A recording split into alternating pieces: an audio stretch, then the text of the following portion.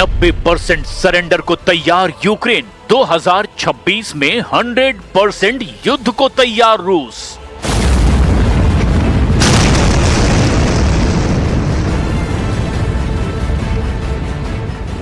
कोहराम मचाते हुए रूसी सेना के हमलों ने अब ज़ेलेंस्की के सारे प्लान को चौपट कर दिया है।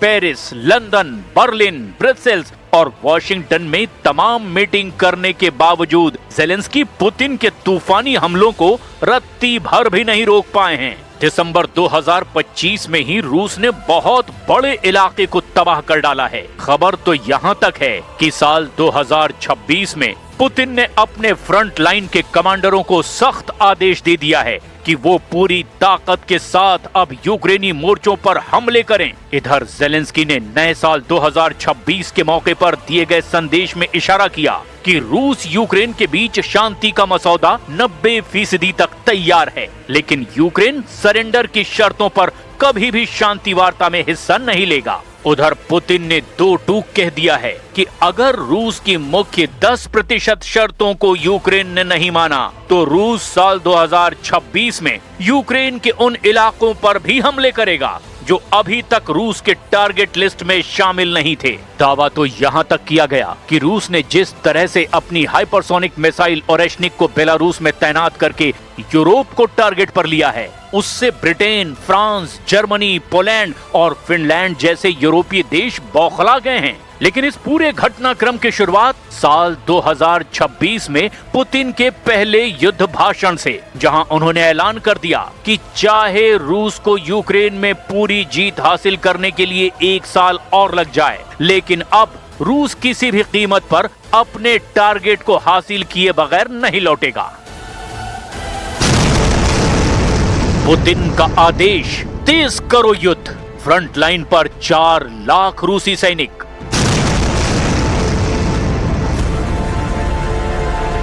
अगर देखा जाए तो 4 साल की रूस यूक्रेन जंग में पूर्वी यूक्रेन पर सबसे ज्यादा हमले रूसी सेना कर रही है। खास तौर से डॉनबास प्रांत पर, जो पूर्वी यूक्रेन का एक बहुत बड़ा इलाका है। डोनेस्क और लुहांस्क दोनों इलाकों को मिलाकर जो इलाका बनता है वही डॉनबास कहलाता है। और इसी डॉनबास पर पुतिन की नजरें गड़ चुकी है, जो लगातार डोनेस्क और लुहांस्क में हमले कर रहे हैं। रूसी सेना के कमांडरों को सख्त आदेश है कि वो सबसे पहले डॉनबास के पूरे इलाके पर कब्जा करें, ताकि यूक्रेन, नेटो और यूरोप पर युद्ध विराम का जबरदस्त दबाव बनाया जा सके। यही वजह है कि रूस ने 21 अक्टूबर 2025 के बाद से यूक्रेन के कम से कम 20 से 25 शहरों पर बड़े मिसाइल और ड्रोन हमले किए।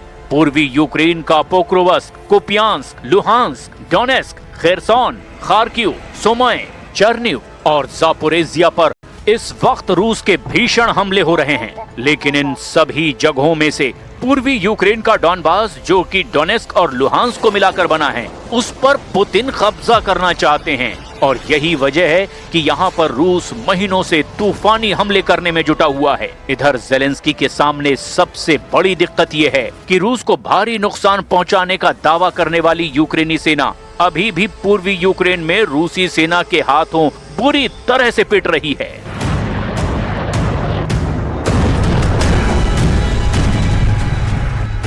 रूस भी अच्छी तरह से जान चुका है कि यूरोपीय और नेटो देश किसी भी कीमत पर युद्ध विराम नहीं होने देंगे। और यही वजह है कि पुतिन ने मॉस्को में रूसी सैन्य कमांडरों के साथ हुई मीटिंग में दो टूक कह दिया कि रूसी सेना किसी भी कीमत पर यूक्रेन पर हमले कम नहीं करेगी और हमले बेहद तेज होंगे। पुतिन जो बयान यूक्रेन पर भीषण हमलों को लेकर दे रहे हैं वो हैरान करने वाले हैं। रूस के राष्ट्रपति व्लादिमीर पुतिन ने यूक्रेन युद्ध को लेकर बड़ा और कड़ा बयान दिया। उन्होंने साफ कहा कि अगर शांति वार्ता रूस की शर्तों के मुताबिक आगे नहीं बढ़ी तो रूस यूक्रेन में अपने नियंत्रण वाले इलाकों का और विस्तार करेगा। पुतिन ने ये चेतावनी वरिष्ठ सैन्य कमांडरों की वार्षिक बैठक में दी है। उन्हें संकेत दिया कि कूटनीति विफल हुई तो रूस सैन्य ताकत के दम पर अपने लक्ष्य हासिल करेगा।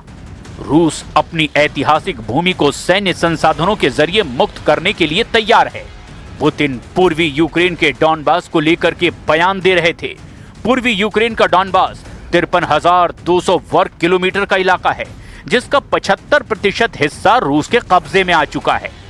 डॉनबास यूक्रेन के डोनेस्क और लुहांस्क को मिलाकर बनाया गया है, जिसमें डोनेस्क का 26,517 वर्ग किलोमीटर का इलाका है और लुहांस्क का 26,684 वर्ग किलोमीटर का इलाका है। पुतिन इस पूरे इलाके को जीतना चाहते हैं और उधर यूक्रेन और यूरोप किसी भी कीमत पर रूस को ये इलाका देने को तैयार नहीं है। Российская армия завоевала и прочно удерживает стратегическую инициативу на всей линии фронта. Наши войска уверенно продвигаются вперед и перемалывают противника, его группировки и резервы.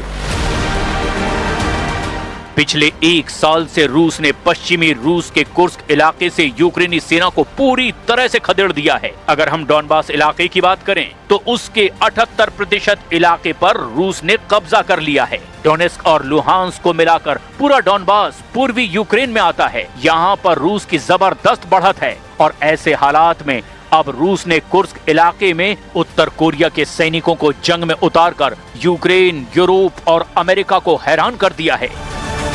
नॉर्थ कोरिया की सेना रूस के लिए यूक्रेन के खिलाफ न केवल युद्ध कर रही है, बल्कि कुर्स्क क्षेत्र में बारूदी सुरंग को भी हटा रही है। इस मदद पर रूसी सेना ने किम जोंग उन की आर्मी को थैंक यू कहा है। उसने कहा है कि वे बहुत बहादुर हैं और हम इस मदद को कभी नहीं भूलेंगे।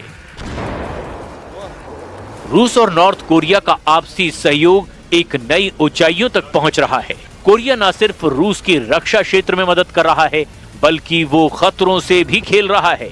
उत्तर कोरियाई सैनिकों ने रूस के पश्चिमी कुर्स्क क्षेत्र में यूक्रेनी घुसपैठ को रोकने में मदद की थी।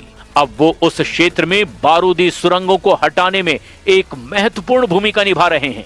रूसी रक्षा मंत्रालय के द्वारा जारी किए गए वीडियो में उत्तर कोरियाई सैनिकों को विभिन्न प्रकार के बारूदी सुरंगों को हटाने और उनका पता लगाने की कोशिश करते हुए दिखाया गया है। दोनों देशों के बीच पारस्परिक रक्षा समझौते के तहत उत्तर कोरिया ने पिछले साल लगभग 14,000 सैनिक रूस की तरफ से जंग लड़ने के लिए कुर्स्क भेजे थे।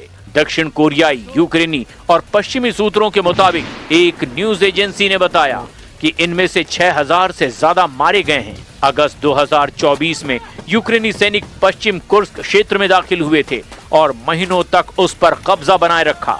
आखिरकार अप्रैल 2025 में उन्हें बाहर कर दिया गया। इस पर रूसी राष्ट्रपति व्लादिमीर पुतिन ने कहा था कि रूसी बलों ने उत्तर कोरियाई सैनिकों की मदद से उन्हें बाहर खदेड़ा।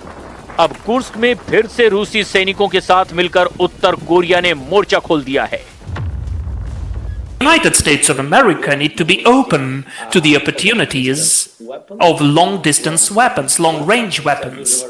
That is very important. Even as a deterring factor, we need to have it to use it. We need the support of the US. We need the support of President Trump about that. And it will be a decisive pressure against Russia. ऐसे हालात में Europe को लगता है कि अगर Ukraine को और ज्यादा सैन्य मदद नहीं मिली तो रूस यूक्रेन को जीतने के बाद यूरोपीय देशों पर हमले शुरू कर देगा। इसीलिए यूरोपियन यूनियन ने 90 अरब यूरो यानी लगभग 9,91,000 करोड़ भारतीय रुपयों के बराबर यूक्रेन को देने का ऐलान कर दिया है ताकि यूक्रेन जंग जीत सके। हैरानी की बात तो ये है कि यूरोप जो पैसा यूक्रेन को दे रहा है उसकी वसूली भी रूस से कर रहा है। खबर है कि यूरोप में मौजूद रूस के 22,28,000 करोड़ रुपए यूरोपीय देशों ने जब्त कर लिए हैं, जिसको बेचकर वो पैसा यूक्रेन को देगा। ऐसे हालात में रूस के पास एक ही विकल्प बचा है कि वो यूक्रेन के साथ साथ यूरोप पर भी सीधा हमला करे और ऐसी स्थिति में तीसरे विश्व युद्ध को रोकना असंभव है। और अगर ऐसा होता है तो दुनिया का सर्वनाश तय है, क्योंकि कोई भी पक्ष हार बर्दाश्त नहीं कर पा रहा।